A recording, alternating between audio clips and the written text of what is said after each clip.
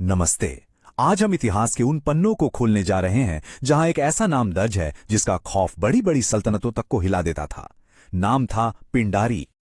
सोचिए, जिस सोर्स से हमने ये जानकारी ली है उसकी शुरुआत ही इन लफ्जों से होती है, पिंडारी, एक खौफ। ये साफ बताता है कि इस नाम के साथ कैसा डर जुड़ा था। ये सिर्फ एक नाम नहीं था, ये तो एक चेतावनी थी। पिंडारी सिर्फ लड़ाके नहीं थे, वो उस दौर में आतंक का, खौफ का दूसरा नाम बन चुके थे। तो सवाल यही उठता है, आखिर थे कौन ये लोग? कौन थे ये पिंडारी? क्या ये बस लुटेरों का एक झुंड था या कहानी इससे कहीं ज्यादा गहरी है? चलिए आज इसी की तह तक चलते हैं। तो इनकी कहानी को समझने के लिए ना सबसे पहले हमें इनकी बड़ी ही कॉम्प्लेक्स मतलब पेचीदा और दोहरी पहचान को समझना होगा। और यहीं पर इनकी पहचान का सबसे मजेदार पहलू सामने आता है। ये लोग दोहरी जिंदगी जीते थे।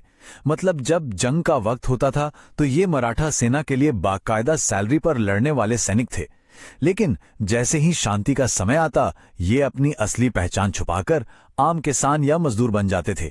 किसी को कानो कान खबर नहीं होती थी कि ये कौन है। और देखिए, ये कोई छोटा मोटा गिरोह नहीं था।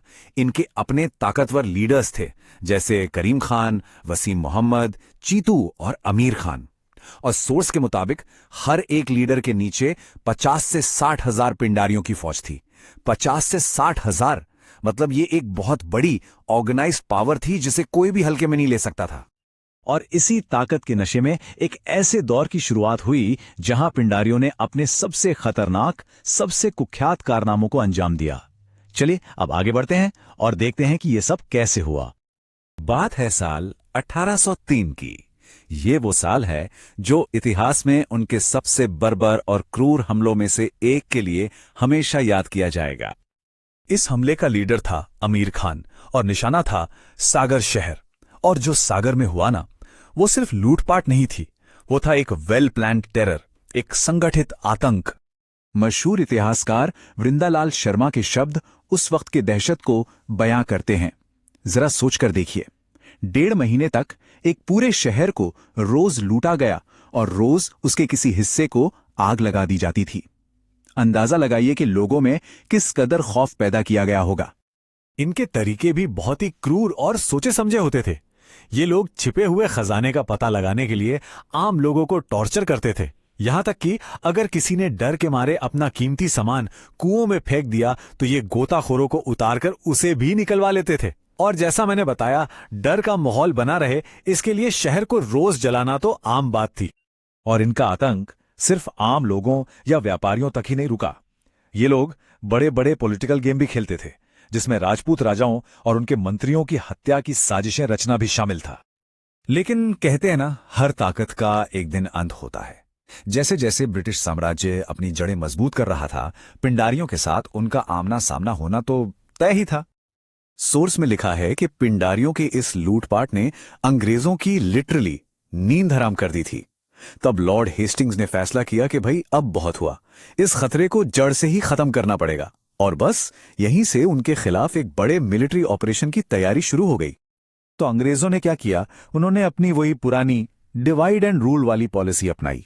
पिंडारी नेताओं के बीच फूट डाल दी। कुछ लीडर जैसे करीम खान लालच में आकर अंग्रेजों से मिल गए। अमीर खान को पकड़कर फांसी दे दी गई। और चीतू की कहानी तो और भी अजीब है। कहते हैं उसे जंगल में एक बाघ ने अपना शिकार बना लिया और बस इस तरह ये इतना बड़ा ताकतवर संगठन बिखर गया। लेकिन क्या कहानी यहीं खत्म हो गई? शायद नहीं। अब हम इस पूरी कहानी के सबसे हैरान कर देने वाले हिस्से की तरफ बढ़ रहे हैं कि आखिर पिंडारियों की विरासत क्या है, आज क्या बचा है। देखिए, अपने ऑपरेशंस को सीक्रेट रखने के लिए इन लोगों ने अपनी एक पूरी कोड लैंग्वेज बना रखी थी, जो इस बात का सबूत है कि ये कितने ऑर्गेनाइज्ड क्रिमिनल थे। यहां उनकी सीक्रेट लैंग्वेज के कुछ उदाहरण हैं। जैसे ब्रिटिश पुलिस को ये लोग कहते थे डाकिन। जल्लाद के लिए इनका कोड वर्ड था फंसगीर। हत्या के बाद बॉडी दफनाने की जगह को ये टोपनी कहते थे। और सौंधा, सौंधा वो जासूस होता था जो मुसाफिरों पर नजर रखता था। अब 1900 का दशक आते आते ना, इनके काम करने के तरीके में एक बहुत बड़ा और बहुत ही कंट्रोवर्शियल बदलाव आया। अब ये लोग अमीर घरों में औरतों को नौकरानी बनाकर भेजने लगे। ये औरतें पहले घर वालों का भरोसा जीतती और फिर एक दिन मौका देखकर खाने में नशीली चीज मिलाकर सबको बेहोश कर देती और फिर पूरी गैंग आकर घर साफ कर जाती थी। लेकिन इस नए तरीके ने बचे कुचे पिंडारियों में ही फूट डाल दी। एक ग्रुप था जो पुराने ख्यालात का था, ट्रेडिशनलिस्ट। वो औरतों के ऐसे इस्तेमाल के सख्त खिलाफ थे। और दूसरा ग्रुप था मॉडर्निस्ट, जिन्होंने इस नए तरीके को अपना लिया था। और बस यहीं से ये दो अलग अलग गैंग्स में टूट गए। और अब हम सोर्स के उस दावे पर आते हैं जो सबसे ज्यादा विवादास्पद है। एक ऐसा दावा जो इन 100-125 साल पुराने गुटों को सीधे आज के क्रिमिनल वर्ल्ड से जोड़ता है। सोर्स ये दावा करता है कि वो गुट जो लूट के लिए औरतों का इस्तेमाल करता था, वो आगे चलकर ह्यूमन ट्रैफिकिंग यानी इंसानी तस्करी के धंधे में उतर गया। और जो दूसरा ग्रुप था जो परंपरावादी था, कहा जाता है कि आज की जो कुख्यात चड्डी गैंग है उसकी जड़ें उसी ग्रुप से जुड़ी हैं। अब ये एक बहुत ही बड़ा और चौंकाने वाला दावा है जो सीधे सीधे इतिहास को आज के क्राइम से जोड़ देता है। तो आखिर में यह सवाल हमारे सामने खड़ा होता है, क्या इतिहास के ये क्रूर गिरोह कभी खत्म नहीं होते? क्या वो बस वक्त के साथ अपना रूप बदल लेते हैं और उनकी विरासत आज भी किसी न किसी शक्ल में हमारे समाज में जिंदा है? ये एक ऐसा सवाल है जो सोचने पर